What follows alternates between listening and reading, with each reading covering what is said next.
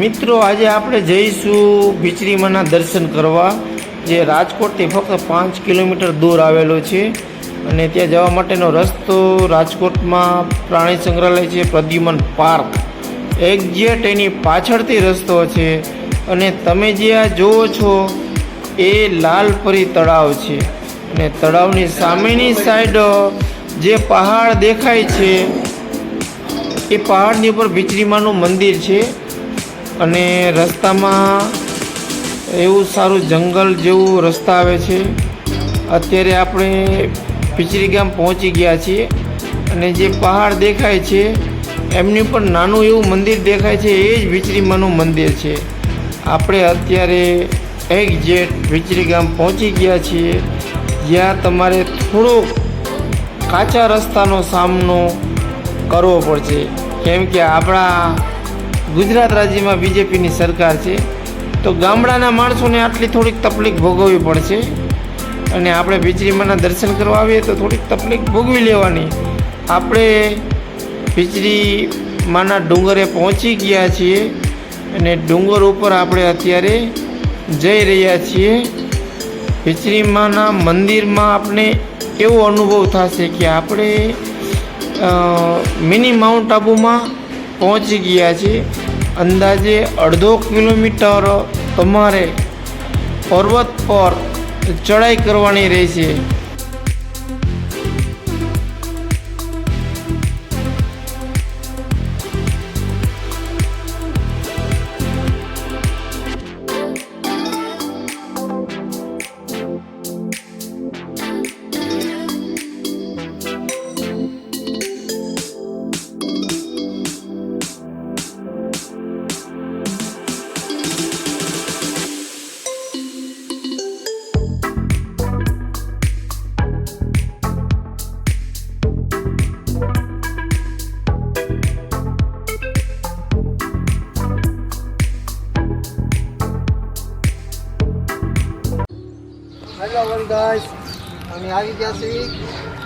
અમે અમારા મિત્રો સાથે ભીચરીમાના મંદિરે પહોંચી ગયા છીએ, જે રાજકોટથી ફક્ત 5 કિલોમીટર દૂર છે. રાજકોટ કેમેરામાં દેખાય છે, દૂર નથી, બિલકુલ નજીક છે. અને આખું હિલ સ્ટેશન છે. પહોંચી ગયા છીએ અમે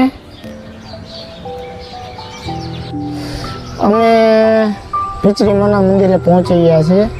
હવે ભીચરીમાના તમને દર્શન કરાવીએ, મંદિર આખું છે બતાવીએ. બહુ પૌરાણિક મંદિર છે. જય ભીચરીમાં. ચાલો તમને પણ મંદિરના દર્શન કરાવીએ. ભીચરીમાં બહુ પૌરાણિક મંદિર છે અને અહીંયા માણસો આવે છે, તેની માનતાઓ પૂર્ણ થાય છે એવું કહેવામાં આવે છે. ચાલો આપણે ભીચરીમાના દર્શન કરીએ.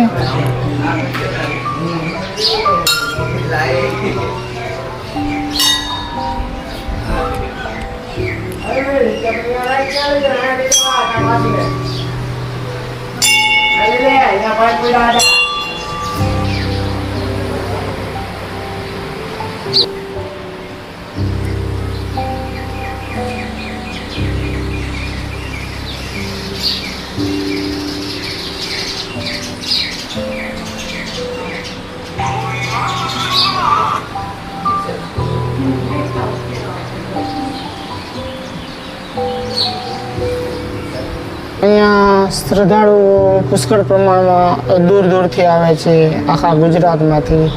અને અહીંયા ઘણા બધા રોગો, એક નાની એવી માનતા, મીઠાની માનતા રાખવાથી દુઃખ દૂર થાય છે માણસને. જેમ કે પથરી છે, કાળા ડાઘા, સફેદ ડાઘા, ફક્ત મીઠાની માનતા રાખવામાં આવે છે. અને અહીંયા એક પથ્થરમાં લપસ્યો છે, ત્યાં 7 લપસ્યા ખાવાના હોય છે. અને જે વ્યક્તિઓને સાચી શ્રદ્ધા હોય તો એમના કામ થાય છે.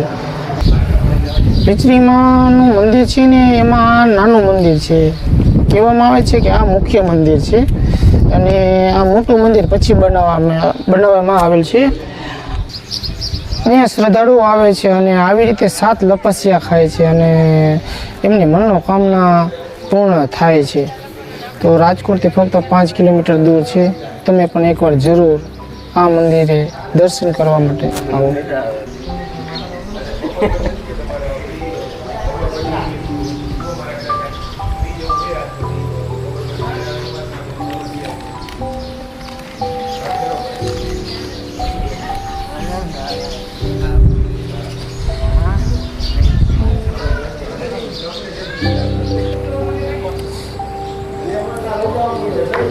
શ્રદ્ધાળુઓ દ્વારા અહીંયા મીઠું ચડાવવામાં આવે છે ને હાથ લપચ્યા ખાવામાં આવે છે, એટલે કહેવામાં આવે છે કે માનતા પૂર્ણ થાય છે.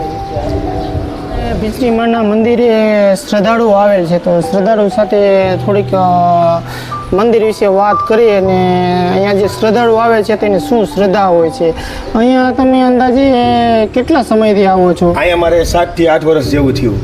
હા, આવું છું. અહીંયા તો ભીચરી માના મંદિરે બહુ દૂર દૂરથી આવે છે, તો તમે ક્યાંથી આવો છો? અમે રાજકોટથી આવી છીએ. અચ્છા, તો અહીંયા ભીચરી માના આશીર્વાદથી અમુક લોકો માનતા રાખે છે, હા. તો એ લોકોની માનતા પૂર્ણ થાય છે? હા, પૂરી થાય છે. આપણે જોઈ છે. હા, ઘણા લોકો આવે છે અને થાય. દૂર દૂરથી આવે ઘણા લોકો, અને મીઠાની માનતા રાખવાથી દૂર થાય છે. હરસ મસા કાંઈ પણ ઓલું હોય બધું દૂર થાય છે.